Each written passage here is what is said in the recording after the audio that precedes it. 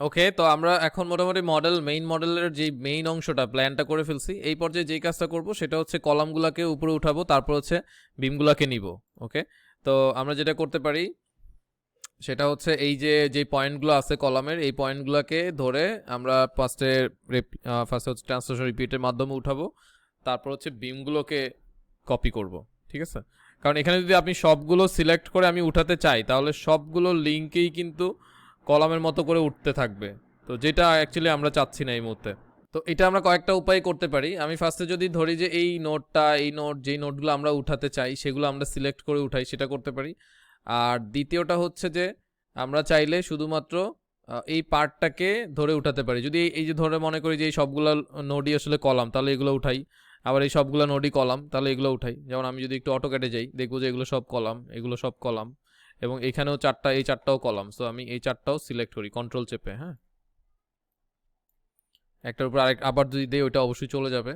And এইখানে এগুলো column না, সুতরাং এগুলো আমরা উঠাবো না। আর দ্বিতীয়টা হচ্ছে যে এই দুইটাও আমরা আসলে কলাম হিসেবে উপর উঠে দিতে হবে, কারণ পরবর্তীতে এখানে শেয়ার ওয়াল থাকবে যেহেতু, সেক্ষেত্রে এখানেও কলামের মতো করেই তৈরি হবে। এটা যেহেতু পুরাটাই শেয়ার ওয়াল, এই জায়গাটা, এই জিনিসটা এসে শেয়ার ওয়ালের উপরে লাগছে, সুতরাং এটাও আমরা শেয়ার ওয়াল উপরের দিকে উঠায় দিব আর কি। এই চারটা কর্নার উঠাবো শেয়ার ওয়ালের। যদি চারটা কর্নার উঠাতে হয় তাহলে মোটামুটি আমার এই দুইটাও ধরতে হয়। এইভাবে করে যখন সিলেক্ট করতেছি, দেখতেছি সবগুলো কলাম সিলেক্ট হয়েছে, তারপরে আমরা ট্রান্সলেশন রিপিটে যাব। ট্রান্সলেশন রিপিটে ক্লিক করার পরে এখানে ফার্স্টে যে জিনিসটা আছে, ফার্স্টে আমরা একটা স্টেপ এবং ওয়াই, আর এখানে 12 ফিট দিব, যেহেতু আমরা প্রথম ফ্লোরটা 12 ফিট ধরতেছি। এরপর হচ্ছে লিঙ্ক স্টেপ, দেন ওকে।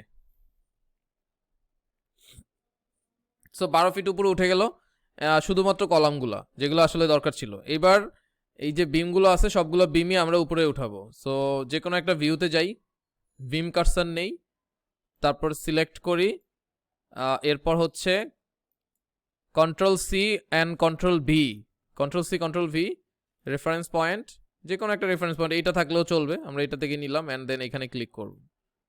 এখানে ক্লিক করার পর সে কি হলো, এখানে উঠে গেল। আর এই জায়গাটা থেকে আমরা এটা কেন করলাম, কারণ এটা হচ্ছে ফার্স্ট ফ্লোর আর এটা হচ্ছে গ্রাউন্ড ফ্লোর। তো এবার আমরা হচ্ছে গ্রাউন্ড ফ্লোরে কিছু কাজ করব।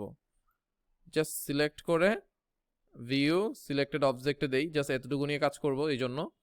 এরপর দেখেন এই বিমটা আমাদের আসলে, এই বিমটা আমরা এইখানে না লাগিয়ে সরাসরি এই পয়েন্টে লাগাবো। আবার এই বিমটা এখানে না লাগিয়ে সরাসরি এই পয়েন্টে লাগাবো, কারণ এখানে তো কোনো কলাম টলাম নাই, যেহেতু গ্রেড বিম হচ্ছে column to column, shear wall to column কানেকশনটা হবে। তো দেখেন এই কাজটা করার জন্য একটা নতুন টেকনিক আমরা অবলম্বন করব।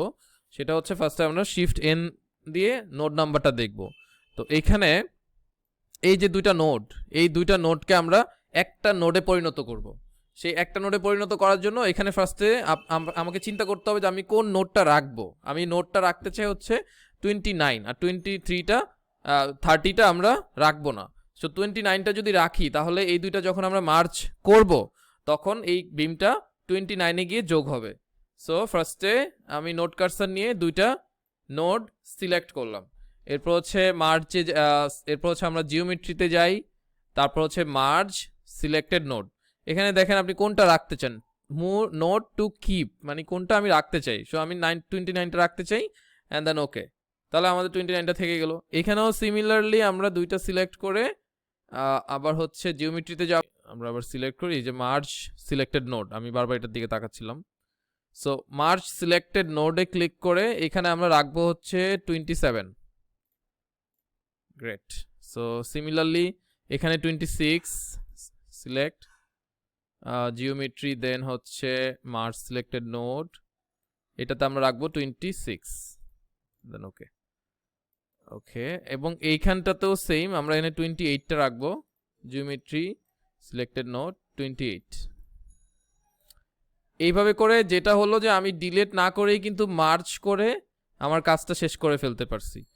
ব্যাস।